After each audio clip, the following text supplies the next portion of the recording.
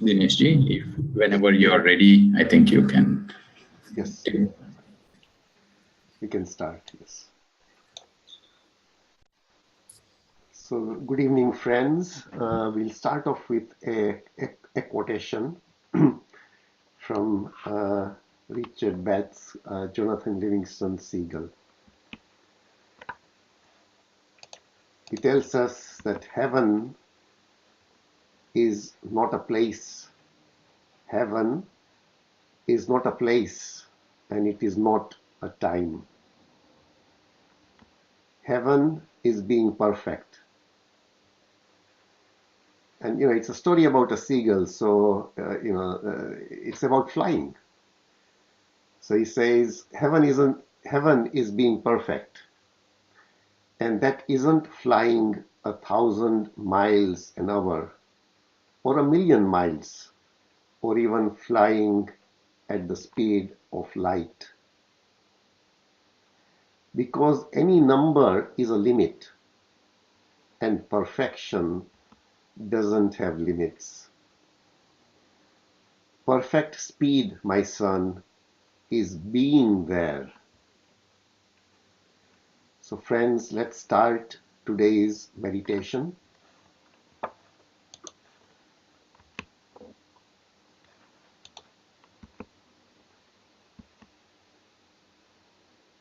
Please take a very comfortable position. Close your eyes and cross your legs. Clasp your hands, fingers into fingers. Just observe your normal, natural breath. I will start the music now.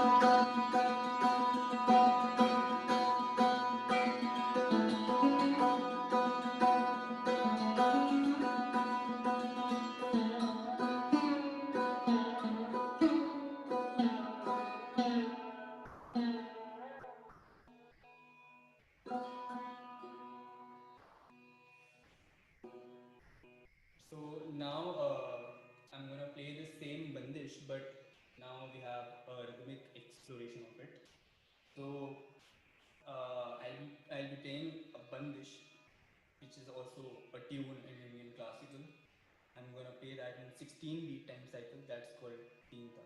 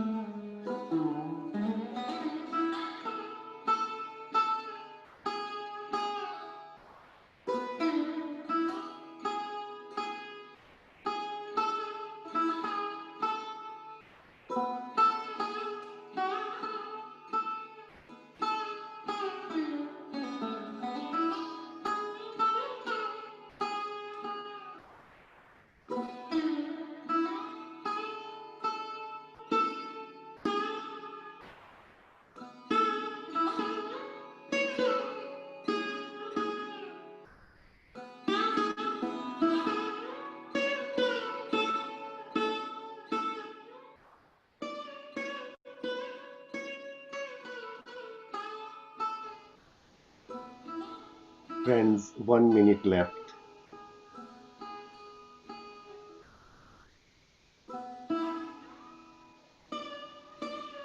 Slowly bring back your awareness to your body and the surroundings.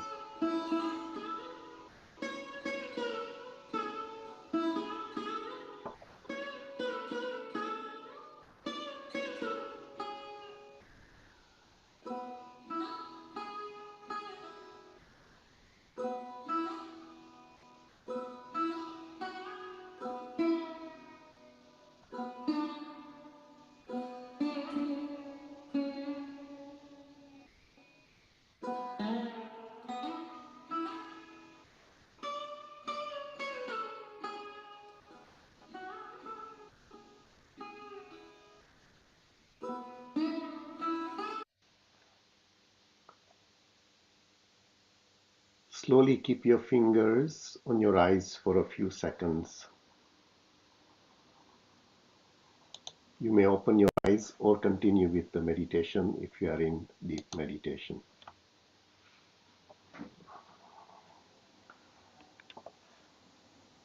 Friends, I will now start the wisdom sharing session.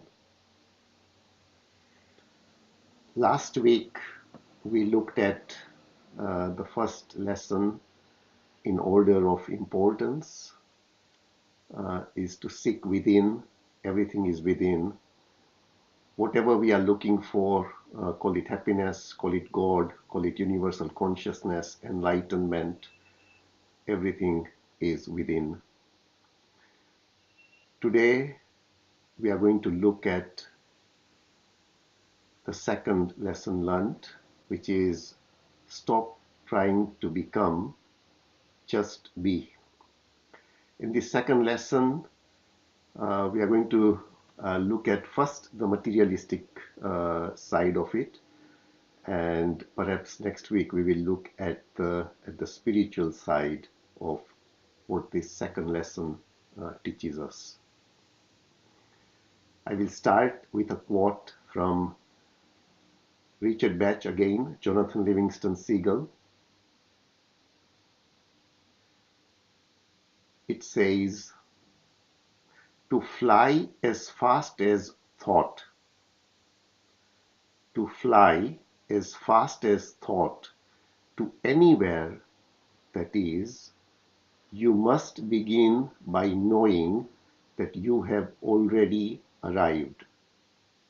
I'll repeat it once more. To fly as fast as thought to anywhere, that is, you must begin by knowing that you have already arrived. So as far as the materialistic world is concerned, anything that we want to achieve in the materialistic world, we need to begin by visualizing that we have already arrived, we've already achieved it. Now, I'm going to put this into some context and experiences. So when I was a monk, obviously because we were in an ashram, sort of materialistic achievements, things were not never sort of talked about. In the discourses, things like visualization were mentioned, that it makes it easy for us to do what we want to do. So I started visualizing a lot of things which I found difficult to do, as soon as I actually became a sadhu. And things became very easy for me to achieve because of the visualization impact.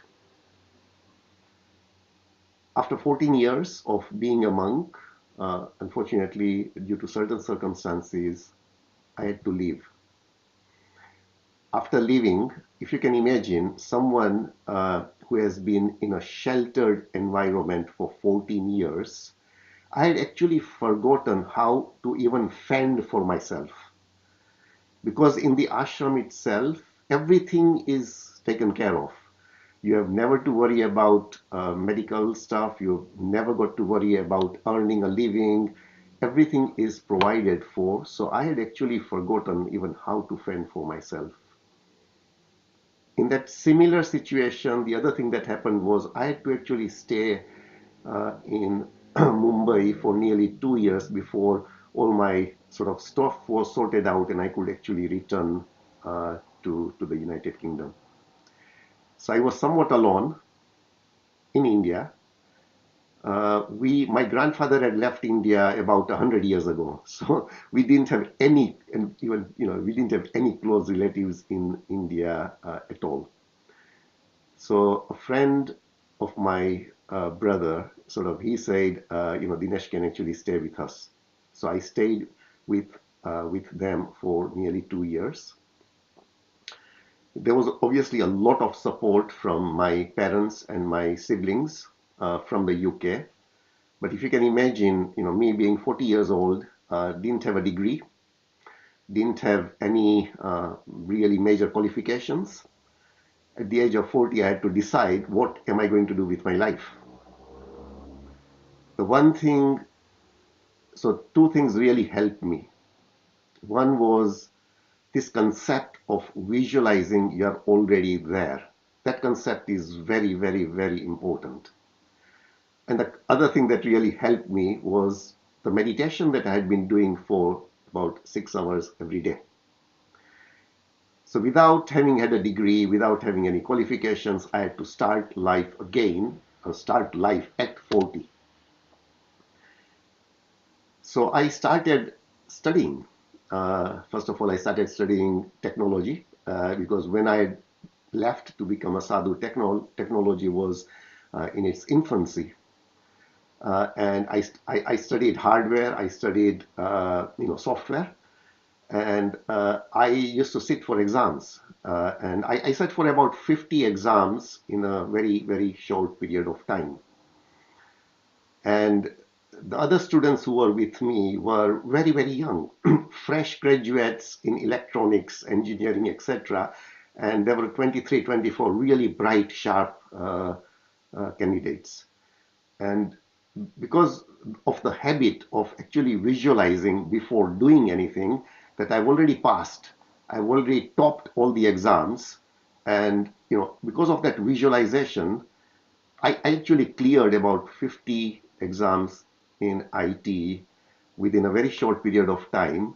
And I used to get better marks than most of the young, fresh graduates who had come out of uni at the age of 23, 24 years old. Then came the big, big thing where I was visualizing every day. The visualization exercises that I did was I probably visualized about 50 times every day.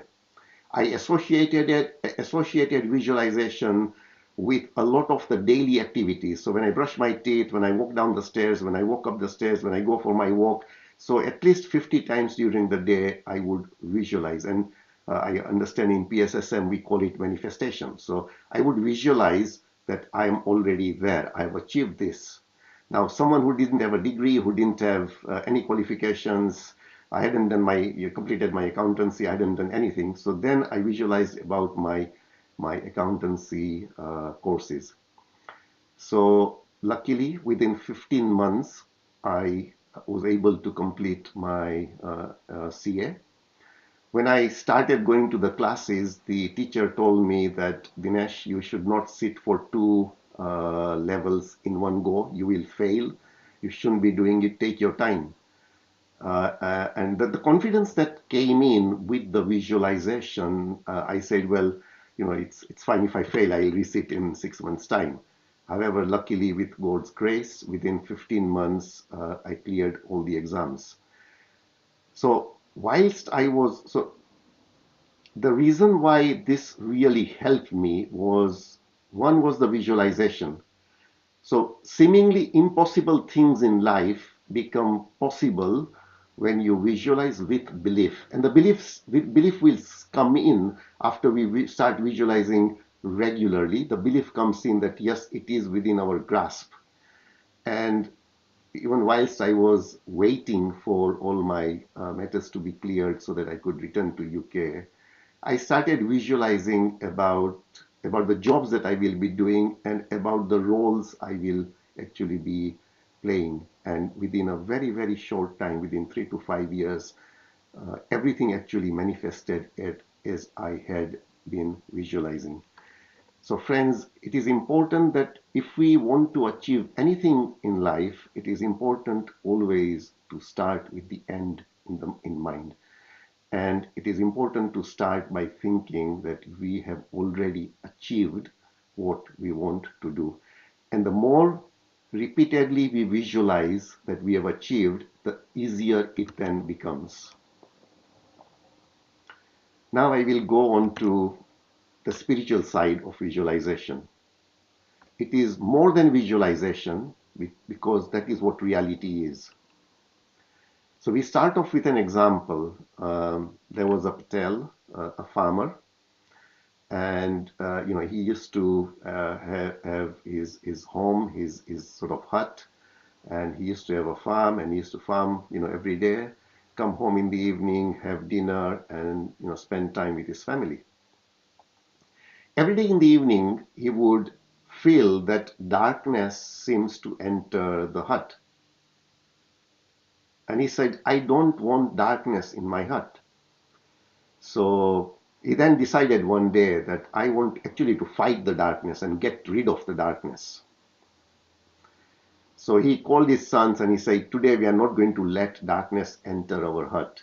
However, when evening fell, and obviously when it starts, dusk, so it starts to get dark, and darkness came into the hut. And they took the sticks they had, and he said, let's fight the darkness and get it out of the hut.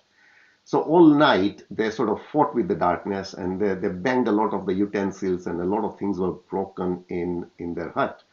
In the morning, when the sun rose, automatically, light came, and light came in the hut itself. And then the farmer exclaimed, we have actually beaten darkness.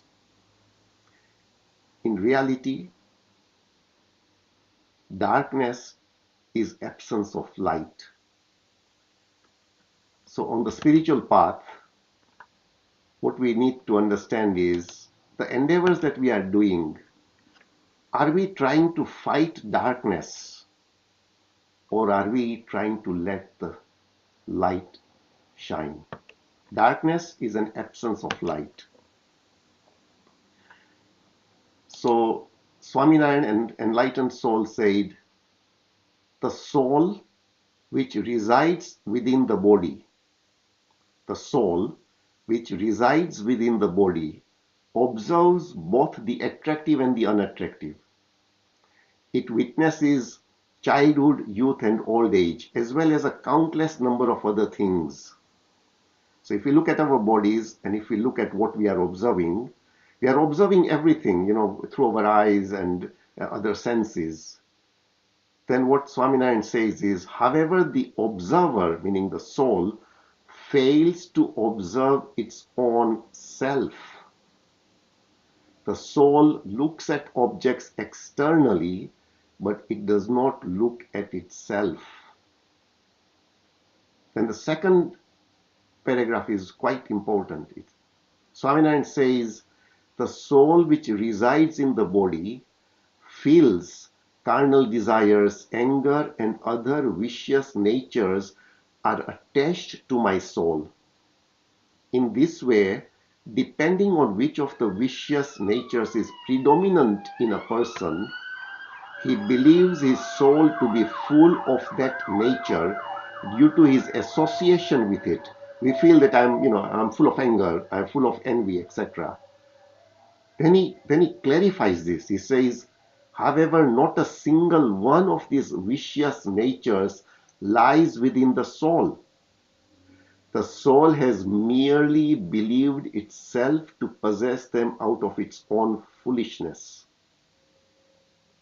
So if we now compare this to the example I gave earlier regarding fighting the darkness and letting the light in, it is important to understand that spending a lot of energy on trying to control our anger, control all the other vicious natures, is like fighting the darkness. because that vicious nature is not in our self, the soul, the Atman, the Brahman, the Chaitanya, the awareness at all. It is all in the body and the mind. And what Swaminarayan is telling us is you are not the body or the mind, you are separate from it and you are pure yourself. So what it says is imperfection or imperfect can never be made perfect. The body, the mind, and this world is imperfect. That can never be made perfect. And perfect, meaning the soul, the universal consciousness, can never be made imperfect. The false cannot be made the truth, and the truth cannot be made false. So false is the body, the mind, and the universe. That cannot be made the truth, and truth being the soul, the universal consciousness, can never be made false. So darkness can never become light, and light can never become darkness. So once I asked the enlightened soul, who was in the place that I was staying in, and I asked him, what is the experience when you became enlightened? So he said, if you take a well, in India there are a lot of wells. So he said, if you take a well which has been dark for thousands of years, a very very deep well which is dark and has been dark for thousands of years, and then you take a matchstick and you light a candle, and you take it to the in the well, darkness disappears. So when you become enlightened, the first feeling is you were never attached, you were never in bondage. So friends, today's big learning is don't fight the darkness. Focus on who we truly are, and meditation helps us achieve that. Thank you very much. If anyone has got any wisdom that they would like to share or any questions, please feel free to unmute yourself or and also switch on your video.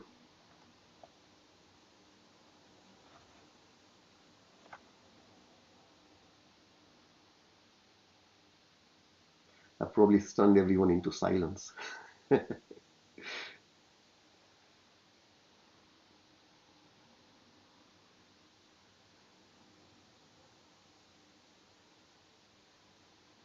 Anuji. Dinesh, thank you very much for such a beautiful snippet about your life and how you were baptized by fire, literally, when you came out of your monkhood. Though you didn't give the reasons, but how you coped with it without, I think, all the years of practice that you had done in the ashram. Yes. Helped you gear up for, and there was not even a shred of negativity that you spoke today, or even put things on fate or destiny. It was so beautiful how you examined everything as a scientist, and eventually came out of each and every tough situations or the experiences that you were supposed to have, using the expertise that you had learned, and enlightening others also still about it. And thank you so much for the insights that you have shared today. I wanted to know, you said that you kept visualizing continuously for a certain aspect, and I think, was it ever that you kept visualizing and it never materialized? So of the things that I was visualizing whilst I was waiting for everything to be sorted out, first thing, the visualizations were all about uh, the IT exams, learning IT and the exams. So luckily, all that sort of materialized. The second visualization was, completing my CA, and that materialized within a very short period of time. The third visualization was I used to visualize that I'm a director. Now, this is crazy. It is totally crazy if you think about it. I was in Mumbai and I didn't even know where I'm going to work or what I'm going to do. I didn't know what work was. If you really think Mhm. about it, I didn't know what work was. I had forgotten how to earn money, and Yes. it was completely crazy. And so I mean, luckily that even materialized. So most of the things did materialize, but it was the intensity of that visualization, and repeatedly, doing it 40, 50 times a day, that I think worked. And I obviously, want to know. yeah. Okay, one more question. Did you never visualize that? Let me go back to monkhood now that once the problem gets sorted and I go back, it looks like you took a completely different direction and you steered yourself completely away as if you were letting go of that entire monkhood consciously. Am I So right? yes, you're absolutely right. So the reason for not visualizing to go back into monkhood was very, very simple. We had observed what actually goes in an ashram in 14 years. We had observed a lot of things. Mm-hmm. The impressions which we as householders, as Sansari people, have of ashrams, when we see a lot of glamour and big temples and big ashrams, we feel everything is pure and divine. But in reality, no one can become a monk by just changing their clothes, by putting on orange robes. You don't become a monk. Becoming a monk is in the mind. Becoming a monk is internal. So after having seen what really goes on in ashrams, it was not an option. So have you become a monk, pure monk, because you did the inner work more on yourself? Probably more connected and more aware and more So monk is just a title, but more of yes.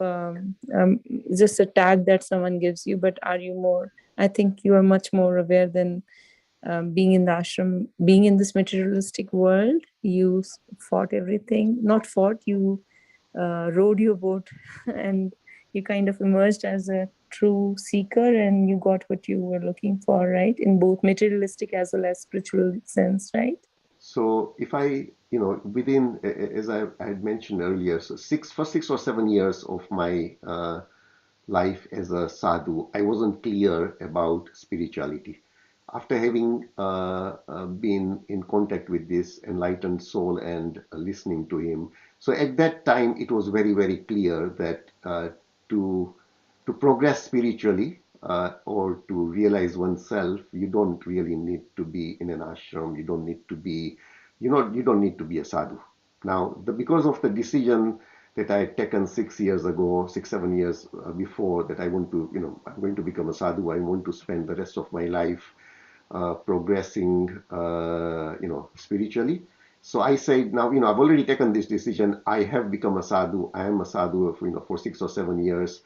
I will continue with this and finish my life in that ashram, because that is all we wanted to do, and I'll continue my spiritual progresses there. So I would have continued, but within 6, 7 years, I had realized that there is absolutely no necessity for anyone to go outside their own self to progress spiritually. So, don't need to become a sadhu. You don't need to go to an ashram. You don't need to go to a temple or anything at all. But I decided not, obviously, to revert back. And whatever progress that we feel that we are making is all from within, and it continues to happen on a daily basis. You continue to meditate. You continue to uh, ponder over the great words of enlightened souls. Thank you so much. Thank you for answering everything so patiently. And we're glad that you left it and you found your own life. Thank you. Thank you very much.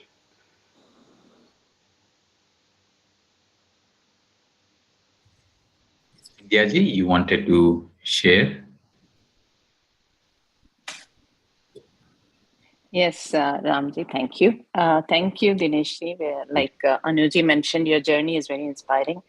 I've been listening before too, but very honest. And thank you. I was reading Think Like a Monk too, that book. It is hard for us to follow, but lots of exercise were there. I'm still trying. Then I figured out each of us have to try our own, right? It's Yeah. not like it's there and we have to do our own. Um, Manifestation too, when you were saying, I was thinking, yes, I've gone through this PSSM or Buddha CEO and they have taught, but every time they would say, first of all, I don't think I had the clarity of what I wanted, right? So it was hard for me to maybe a simple thing like if I'm learning music, I wanted to manifest knowing that. But other than that, I kept thinking, no, manifestation is not for me. And but I understand what you're saying, have the end result. And they say that even in business situations, right? If you want to become a CEO, you walk like a CEO, you feel that, and Yes. then it all comes to you. So I can understand, but how do I get clarity? And then, so that's where I am. So I'm trying to get clarity. I'm trying to get more wisdom, understanding who I am, what I really want. So I'm in that process. So before I even want to visualize or Agreed. manifest, I just want to figure out um, having clarity. And all these discussions, Madhuji is talking about journey within, it is beautiful. There's a lot I'm gathering, but I'm still I trying to think work and use on myself. Yes, go ahead. so. So what in as a sadhu, there was a couple of things that I used to do. So one of the things I used to do was probably, sit uh, quietly alone, 15 to 30 minutes every day, and I would introspect. So introspection, initially was very, very different, and as I progressed spiritually, it became very different. So initially was, you look at your faults and you think about what you want to get rid of, but then you suddenly realize that that is fighting darkness. Yeah, it literally is fighting darkness. Then you Yes, start introspecting and you say, what do you want to achieve out of life? And those questions, along with the daily discourses that we used to listen to, along with the association with the enlightened souls, then clarified everything. So as a sadhu, the goal was very, very clear. It is enlightenment, full stop, nothing else, because that is what we had given up the materialistic world for. So it was very clear. Then after having had to leave the ashram after 14 years, I had to think differently. I had to decide what are my goals, what is my urgent sort of important necessities right now. So I had to gain some skills. I had to get a mm, job, etc. So those are the things that I used to focus on. So any individual, I think it is that time, 15 minutes spent alone with a pen and paper, and then thinking about what is it that I really want out of life. Now, over the months and years, our aim and goals will actually evolve and change, because change. as we gain more and more understanding, then things will change. So there will be some materialistic things that we want to achieve, because we are in this human body, so things that we need to take care of. And then there will be some spiritual goals that we will have. And it is only by spending time with yourself after, because Shankaracharya has said, Shravan, Manan, Nididya, Sakshatkar. So Shravan is listening. Just by listening itself on and on is not that meaningful. So Manan is 100 times more powerful than just listening. So after having listened, spending a few minutes on what have I listened to today? What is really important to me? How can I change my life to include that in my life? That manan is important. And Shankaracharya then says Nididhyasan is 100 times more important than manan. So then to focus on that visualization, on that repetition, is 1,000 or 1,000,000 times more than just listening to it. And then the practice of that nididhyasan, which in PSSM terms is meditation, which in Agnan Marg it is the awareness that you are the Chaitanya, that will result in Sakshatkar. In materialistic terms, It is that visualization about what you want, that repetition in the mind, the visualization will actualize in reality. But it is spending Wow. 15 Yeah. minutes every day is quite important. Yeah. You not only answered, and you explained beautifully too. So today's, I was just going to connect. Like when I was also doing this 15-minute, Very good. and then it's not. I mean, after meditation or whenever I could, and as I gained wisdom, I kept recognizing more. Actually, like you said, more maybe finding negative qualities in me, like I'm being judgmental and all. But Yes. today, when you talked about darkness, I realize, each quality has the other side for it, and we need to bring the light in, not remove the darkness. And so instead of trying to remove the judgment, maybe I need to bring more love or awareness about others, right? And fill that thing with that.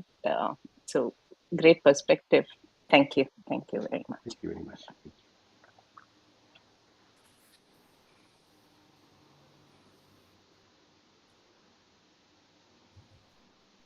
You wanted to share? Yeah, please go ahead. Yeah.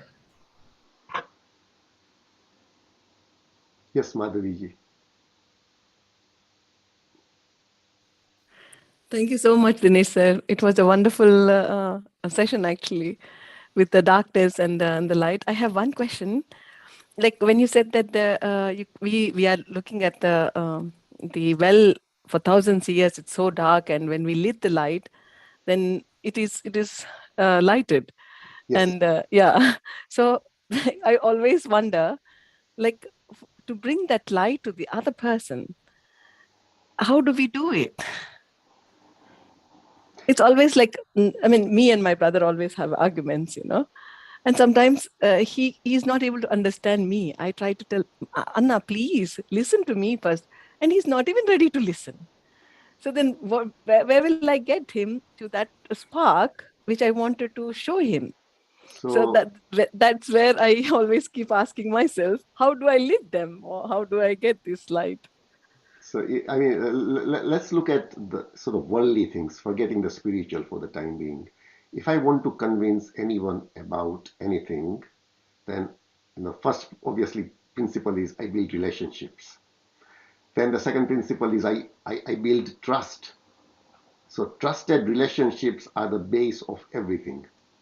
Then all of us have this experience that to convince a sibling or convince a relative about anything is very difficult. Yeah, it's a fact of life, and so therefore, what really works is we continue to practice what we feel is right, and when we practice and the transformation that takes place in our lives will touch their lives. So rather than trying to, I mean, yes, we should sit down, we should talk about. I'll give you an example. I've got a friend who is very very close to me. I turned completely plant, always been a vegetarian. I turned plant based in 2000, January 2019, and my health really improved. Yeah. So because he's a friend of mine, I told him to become plant based, but he wouldn't listen to me. He likes his pizzas, he's like his samosas. He's a vegetarian, but all the junk food he really craved. December 2020, he was diagnosed with prostate cancer. And then he came to me and he said, Dinesh, you need to help me. So I said, sure. And then I told him that these are the changes you need to make. I said, you need to become completely plant based. You need to eat more cruciferous vegetables. You need to drink a couple of glasses of cruciferous vegetable juice every day. He started his journey, January 21. His PSA level was 6.1. His PSA level has dropped to about 4.4. And the oncologist says this is a complete miracle. So initially he didn't want to listen to me. Something happened, triggered in his life, and now he doesn't touch any food which is not plant-based. no junk food, no, he doesn't use oil, he doesn't touch milk, and his life has transformed. So sometimes people don't listen to us, but we need to continue doing what we are doing, and hopefully the our presence will have an impact on them. It's difficult to explain and Yes, convince. thank you so much. Actually, when you said that the well thousands a year, I understood that really, like how deep it is in every sense. Actually, when you look into that well, because we are not enlightened and we don't know what is going on with us only, and then when we look into the well, yes, this is dark, unless and until you just lit it. So I also sometimes feel that, oh, I need to teach them, or I need to tell them, or I need to make them aware that this is something which is so good, but I cannot. So this is where the question came up. And thank you so much. Yeah. That's right. Thank you.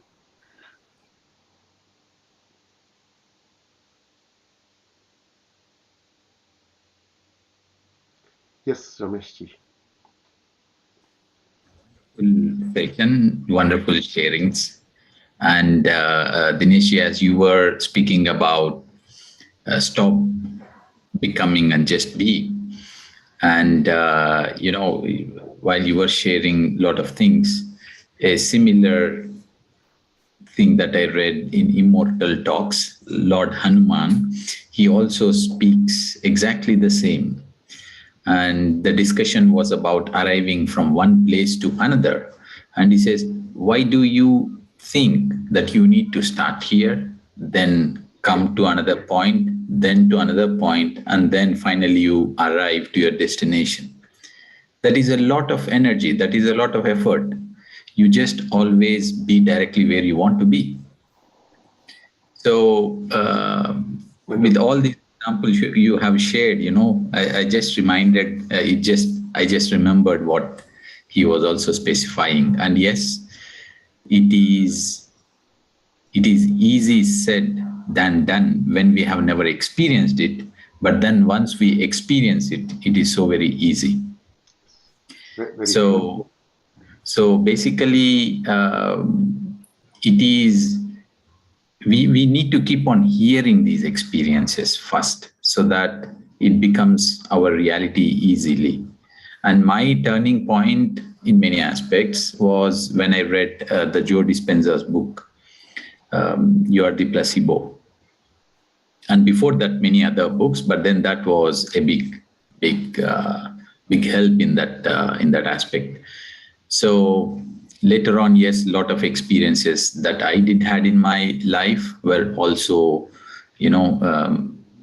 confirmed that we all are truly here to create our own lives. And we are not seeing it. We are not becoming aware that everything that we are experiencing, somehow we have visualized and we are manifesting it. Everything. Including the negative things. Everything. Yes. Yes.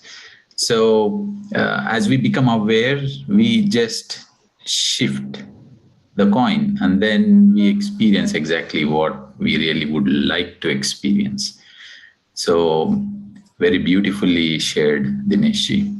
And thanks a lot. Thanks a lot. Thank you very much. And thank you everyone for the comments in the chat. Thank you very much. Shall we end the session now, Rameshji? Yeah. Yes. I would like to say one thing, sorry, before we end up. Dineshji, when I was reading Lopsam Rampa and I just thought about your journey and somewhere about Jay Shetty, so many monks, who renounce the world. And then when they come back, they find it much easier because they have in a way let go of so many things in the materialistic world. It's no longer the glue that keeps them here. And their experiences are much more enriched. So it just suddenly came to me, and that we are really lucky to have someone like you to share your experiences and expertise here, because you have seen both the contrast of it and also the pitfall. I have just one question. What's the most important thing you enjoyed after you came back to the materialistic world? That one thing that you pampered yourself. You said, yeah, this is something I was missing. That's a good question. So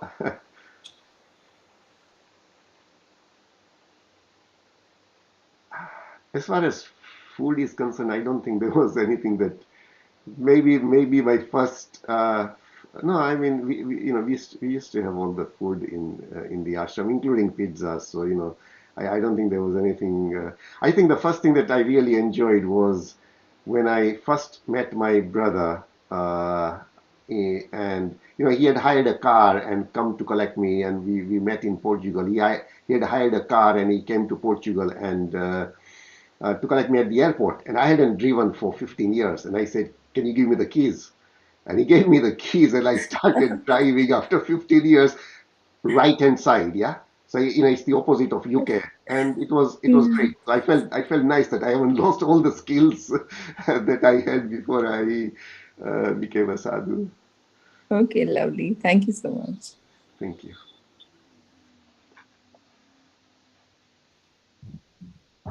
Uh, Dinesh ji, this is Shanta here. Hi, I Shanta. was just contemplating if I should bring up this question or no, but I will anyway bring it up.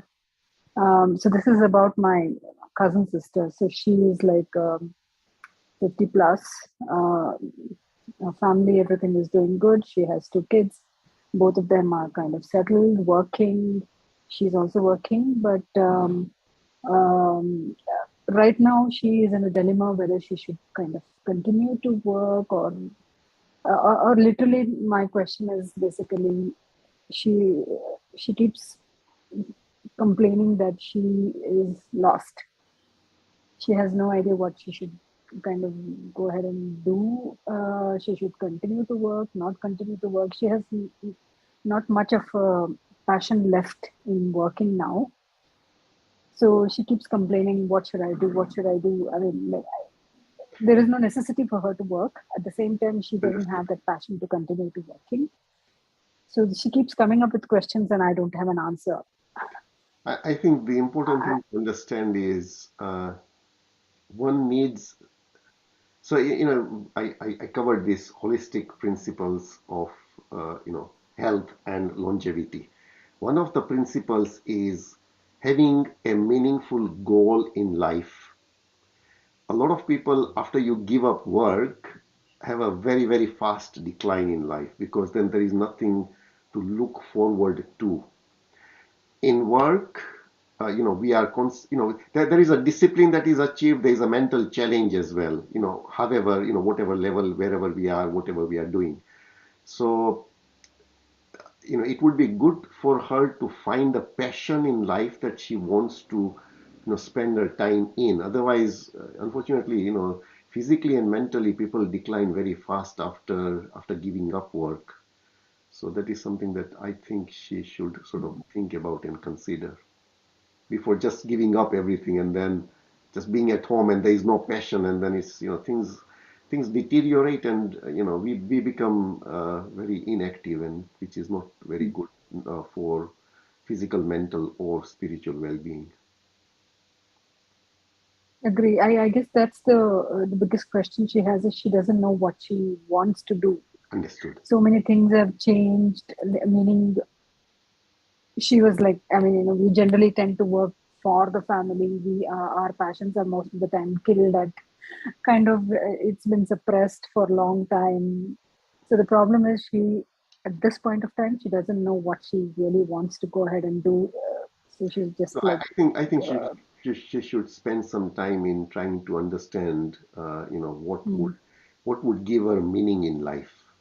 So I'll give you an example of, this is going back about 15 years.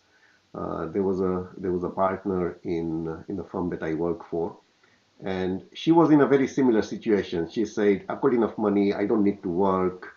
What the hell am I doing all this for?" And then she said, "So what she sort of introspected. She said, "What is it that will really give me satisfaction in life?" And she gave up a very, very, very well-paying job, and she then started working for a charity, volunteer completely, and she was so intelligent, and that has given her passion, and we still meet, and she's actually so doing very well. So I think she needs to find a passion in her life, what would give her meaning and something to look forward to. Sumati That's ji, right. thank you Thank you, Dinesh ji. Thank you so much. very much. Thank you, Dinesh ji. Thank you. Hello, Masters. Dinesh ji, I just wanted to ask you, after having the wealth of every aspect of spirituality in during your monkship, have you not realized that when you had come to the reality of the real world of human world, um, have you found that there are lots of times that your intuition and anticipation about events, circumstances, situation, decision making would be on the dot? And having known this, how do you deal with it? Because you have your interpersonal relationship with your core family, Yes. your peer group. How do you say this? This is so sensitive, isn't it? You know what would be the outcome, but sometimes as a father or sibling or husband or whatever role you are in, yes, I did hear the previous question where when trust is there, they would listen to you. How did you deal with this, and how do you feel? So, Do you understand what I'm trying to say? There's I, so many. I fully understand. So Yeah. if I give you an example, and I'm going to talk about my wife Kinnari, okay? And she's probably on the call and she's going to listen to this. So sometimes she says she wants to do something. Now I would feel, and I would probably know that that is not actually going to give give something really good out of it. But knowing that, I would still let her do it because that is going to keep her sort of occupied and doing something positive. Even though I know that the sometimes if there is something which where the outcome would be negative, I would tell her that this is something which we should not be doing. And this is the case with everyone. I've got my siblings and my friends where I know what they're doing is wrong. Today, if I see someone, I've got a friend who is really still eating so much junk food, and I know it is going to affect him significantly, and he won't listen to me. So you let him do it, but he will see that if he comes to my house, there is no processed food. You can hardly find oil in the house, etc. So you unfortunately you can't do anything about it. You have to let people do what they want to do. Did you not feel perturbed when No, your because negativity has been the result? Has anyone thought and said, you predicted this negativity? Has that come to you? well, nobody has told me on my face, but Okay. but it's I mean Do you know what I'm trying to say? Like, I understand. what do we do in spirituality? Keep away from toxic people. You are not toxic, but because of your heightened spirituality energy level, you're able to pick up the outcome, intuition, or whatever you label it. So has that been associated? No, yeah, you just karma. Everybody has come with their own prarabdha karma, and there are certain things which are going to happen will happen, and you just leave it at that. There's nothing we can do about it, and it is an internal thing, and when people are ready, and only when people are ready, will people be able to understand what all this is all about. Even today, in our group, the beam meditation, the UK meditation group, there are a lot of people doing meditation every day. All our levels of understanding, experience, progress are different. So we may be listening to the same thing, but for some, in 6 or 12 months' time, it will click, the penny will drop. For some, it may be 5 years later. So everyone has their own sort of level. So we need to let people develop progress in their own way. Okay. My question is, I've not done monkhood or whatever, but obviously I've realized all these things, and it's been happening to me since I was a teenager. Yes. And sometimes I feel, should I even say something? Because then it makes you feel that I've predicted that. Do you know what I'm trying to say? I've seen that happening. Of course, a lot of positivity as well. But when I know there is gray area or something negative, Well, anticipate. So there, I, there is I feel a nothing bit wrong. guilty. There is nothing wrong in telling people about what you feel might be the outcome. But we cannot insist on people changing. That's where we will then end up getting frustrated because we are trying to insist on people following our way of thinking or our way of doing things. And that's where, unfortunately, the end result is we get stressed and frustrated, which is not the right thing. Yes, that's true. I see where you're coming, and I've gone through that sort of emotion because you just see that clarity, and yeah, it just goes on to deaf ears. Yeah, especially amongst your loved ones. Everything like that from kids decision making. It is the most difficult group to convince about anything. Yes, you're right, G. Absolutely, you're So right. Kinnari has just said, Dinesh used to tell me to do meditation for ages and I never listened to him. But then, she came across Patriji and then, joined this beam meditation and she's doing more meditation than I am. So yeah, she's progressing faster than I am. So all good. Thank you, Hillary. Thank you. Thank you, Dinesh. Thank you everyone for really making this session very, very engaging. We'll continue with this series. There's still a lot of really tough lessons that I've learned being a monk. So hope, to again see you next Wednesday. Rameshji, over to you. Dinesh. So what I learned also today that you were so very, how do you say, very aware when you were speaking and sharing about the near and dear ones. So that was very nice, and also everyone sharing. It was so very beautiful. So wonderful, and thanks again, Dineshji. You coming out of being a monk is so very helpful to all of us. So thanks to that had happened. So I need to thank the sadhu who said just leave today because it is for your benefit. He told us in the morning. He said just go, otherwise you will be harassed here for the rest of your lives. And we took a blind decision and we just left. So all thanks, including for me, what I am and what I do and everything else. All thanks goes to that great sadhu who said, just go, otherwise you will be in. No, Dinesh, you're wrong. It's your own soul planning. You wrote a wonderful script with so many twists. Yes. The soul plan was Kinnari's, not mine. True. Yes, it was my soul plan. Yes, agreed. Mridulaji wanted to share something. Yeah, Mridulaji, you wanted to share something?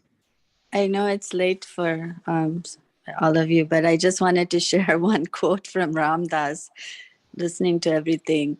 There's a quote that says, if you think you're enlightened, go spend a week with your family. So, Dinesh ji, I think you understand. Yes. Yes. So, yeah, it's very hard, I think, to convince somebody else. It is. So, yeah. Thank you very much for the session. I'm just enjoying listening to everyone today. Thank you. Thank you, everyone. And we will continue the series. So next Wednesday, we meet back again and continue these lessons from Dineshji.